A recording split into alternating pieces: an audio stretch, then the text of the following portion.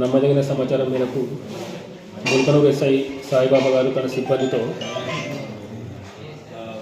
Hanamkonda Husnabad road పైన సమ్మక్క సారలమ్మ గద్దె వద్ద vehicle checking చేస్తుండగా ఎల్కదుర్తి వైపు నుంచి హుస్నాబాద్ వైపుకు ఒక ఆటోలో ఇద్దరు వ్యక్తులు అనుమానాస్పదంగా దిగి అటు ఇటు చూస్తుండగా అనుమానం వచ్చే ఎస్ఐ గారు తన సిబ్బందితో వారిని పట్టుకొని విచారించగా వారి వద్ద 2 బ్యాగులలో సుమారు 12 కిలోల గంజాయి లభ్యమైంది.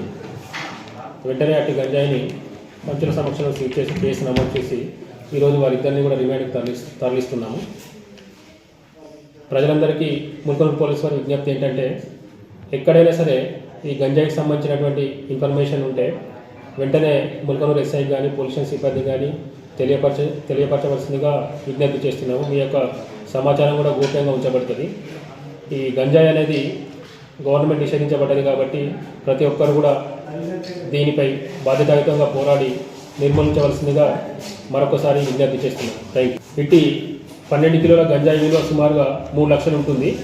వీరు ఇద్దరు నిందితులు కూడా ఒడిశా రాష్ట్రానికి చెందినవారు, ఈ మల్కానిగిరి రాష్ట్రము. ఒక అతని పేరు ఈ ఫనీ తరఫ్దార్, ఇంకొక అతని పేరు సుభాష్ హవల్దార్. వీళ్ళిద్దరు కూడా మల్కానిగిరి జిల్లాకు చెందినవారు.